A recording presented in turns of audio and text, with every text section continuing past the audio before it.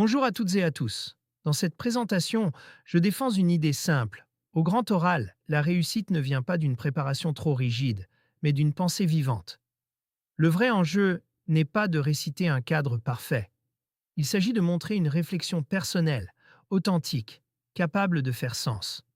Nous allons donc opposer deux logiques, la pensée matricielle, qui enferme, et l'intelligence vive, qui relie, nuance et argumente. Voici le paradoxe de la préparation. On prépare l'élève pour l'aider. Mais si cette préparation devient trop mécanique, elle finit par transformer une pensée personnelle en discours automatique. Autrement dit, à force de vouloir tout faire entrer dans des cases, on réduit la complexité du réel. Et le risque, c'est de produire une parole correcte en apparence, mais déshumanisée et incapable de rendre compte des véritables enjeux du sujet. Cette diapositive oppose clairement deux approches. D'un côté, la pensée matricielle. Elle range, dépolitise, cadre et schématise. Elle rassure, mais elle enferme le sujet dans une logique mécanique. De l'autre, l'intelligence vive. Elle analyse, s'engage, relie et raisonne. Elle accepte la complexité et permet au candidat de construire une parole plus organique, plus personnelle et surtout plus pertinente pour le grand oral. Ici, je vous propose une ressource gratuite pour vous aider à progresser vers l'excellence au grand oral. Vous pouvez télécharger un extrait pour vous entraîner dès maintenant. Ici, on dépasse ce que j'appelle l'illusion de lucidité. Les matrices donnent parfois une impression de clarté, mais cette clarté peut être trompeuse, car elle efface le réel derrière la structure. Or, le jury n'attend pas seulement un plan propre. Il évalue aussi la solidité des connaissances et la capacité à relier les savoirs. Un discours trop scolaire ou trop schématique risque donc d'être pénalisé. La différence essentielle se joue ici entre classer et analyser. Un niveau insuffisant consiste à trier des éléments sans véritable raisonnement. On classe, mais on ne pense pas vraiment. À l'inverse, un niveau très satisfaisant produit une argumentation personnelle, construite et raisonnée. Il ne s'agit plus seulement d'ordonner des idées, mais d'assumer les tensions, les contradictions et la complexité du sujet. Le grand oral demande aussi un engagement personnel. Le risque d'une préparation trop technique, c'est de neutraliser la parole du candidat.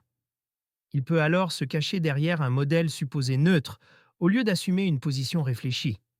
Or, le jury attend un candidat pleinement engagé dans sa parole, capable de défendre ses idées avec conviction. La préparation doit donc soutenir la pensée, sans jamais la remplacer. Une autre limite des cadres rigides apparaît au moment de l'échange. Le hors-cadre, l'imprévu, la question inattendue font partie de l'épreuve. Une préparation enfermée dans une grille statique peut se briser dès qu'elle rencontre l'exception.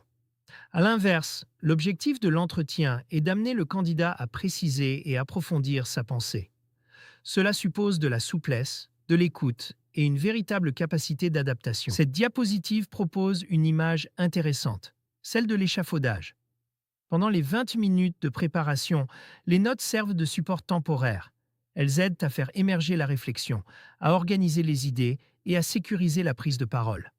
Mais au moment du passage, ce support doit s'effacer. Le jour de l'oral, le candidat doit montrer qu'il maîtrise son sujet et qu'il est capable de sortir du cadre pour produire du sens. Ici, la synthèse met en évidence 5 différences majeures. Sur le plan, l'intelligence vive relie les savoirs au lieu de créer une simple illusion de lucidité. Dans l'argumentation, elle raisonne au lieu de classer mécaniquement. Dans la posture, elle assume l'engagement personnel.